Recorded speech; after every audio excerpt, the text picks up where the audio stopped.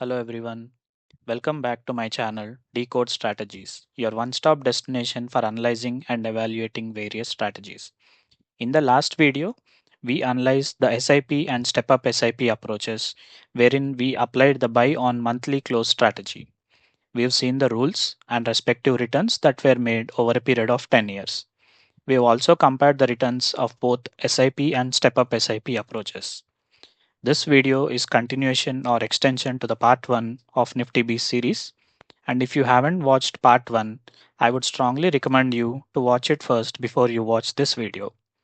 Please click either on the I button at the top, or for your comfort, I have added the link in the description. Alright, so without wasting any time, let's get started.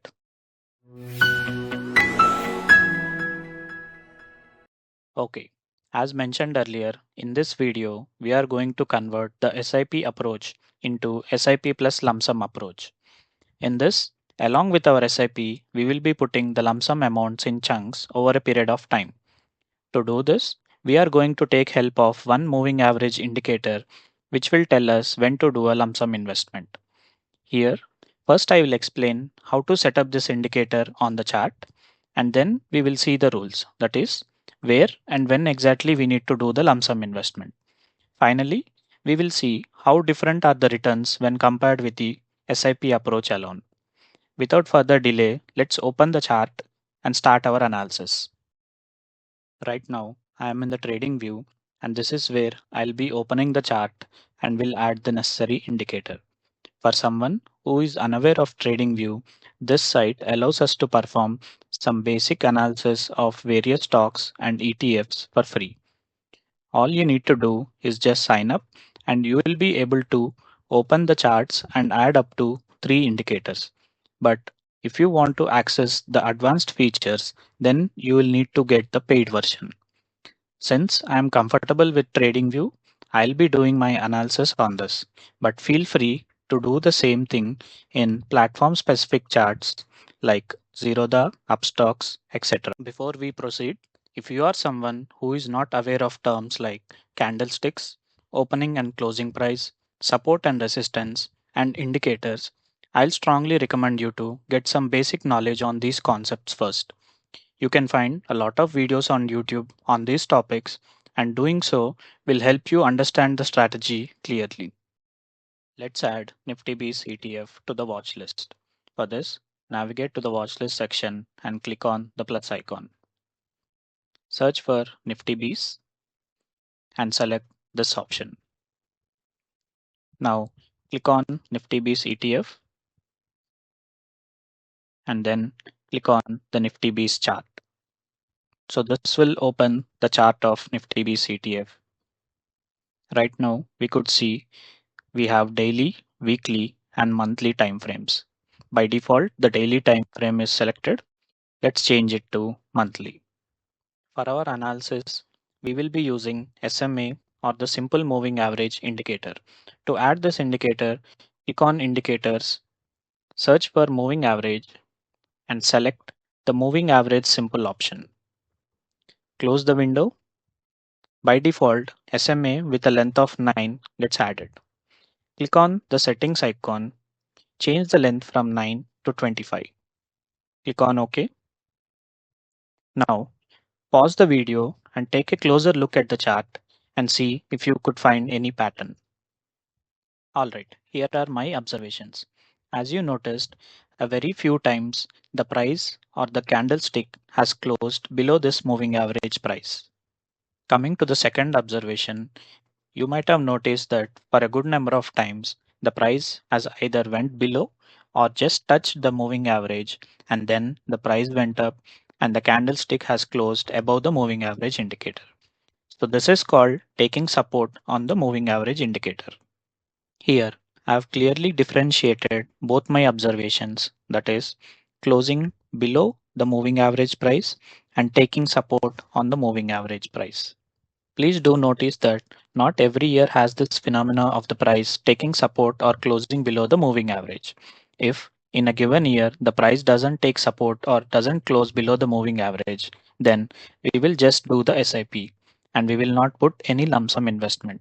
So to summarize, the idea here is to continue our SIP on last trading day of every month, but for lump sum, we will wait for the right time. Okay. Now a question may arise like how will I be able to buy when the price is taking support on moving average? For this, you need to spend 1 to 2 minutes of your time every day. That is, as soon as the market starts at 9:15 a.m. every day, look at the moving average price and place a limit order for the lump sum investment. Do not put the exact price of the moving average. Instead, increase the moving average price by zero point 0.5 or 1 rupee and then place the order. For example, if the moving average price on a given day is 225, then you place the limit order for either 225.5 or 226. This is because sometimes the share price comes very close to the moving average price, and instead of touching or going below the moving average indicator, it starts going up, and we may miss our lump sum opportunity here.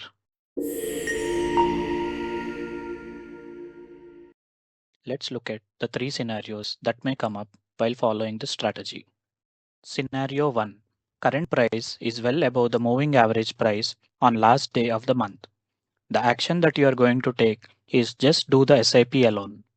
Scenario 2. Candlestick close price is below the moving average price. The action that you are going to take is to sum up your SIP and lump sum amounts and then place the order.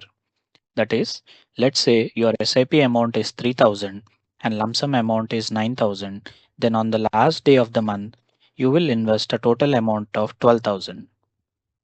Scenario 3. Current price took support on moving average indicator on a particular day. This could be the first day of the month, the last day of the month, or any given day of a month. The action that you are going to take is whenever the price took support, do the lump sum investment. And as usual, on the last day of the month, do your SIP. Okay, let's now discuss the most important part of the strategy. What should be the lump sum amount? For my analysis, I've used the SIP to lump sum ratio as 1 is to 3. That is, if my SIP amount is 3000 per month, then my lump sum amount will be 3 into 3000, which is 9000. This is my preferred way of doing it, but it may vary as per the individual's financial and risk taking abilities. For some people, it could be 1 is to 1 or a 1 is to 2, and for some people, it could go up to 1 is to 10. Alright, now it's time to take a look at the returns. If you started investing from year 2014, your total investment would be 6,33,000. With an annual return of 15.4%, the current value would be 16,11,921. You would be making a profit of 9,78,921. Similarly, if you started investing from year 2015, your total investment would be 5,97,000. With an annual return of 16.3%, the current value would be 14,78,130. You would be making a profit of 8,81,130. Let's quickly look at the returns of subsequent years up until 2024.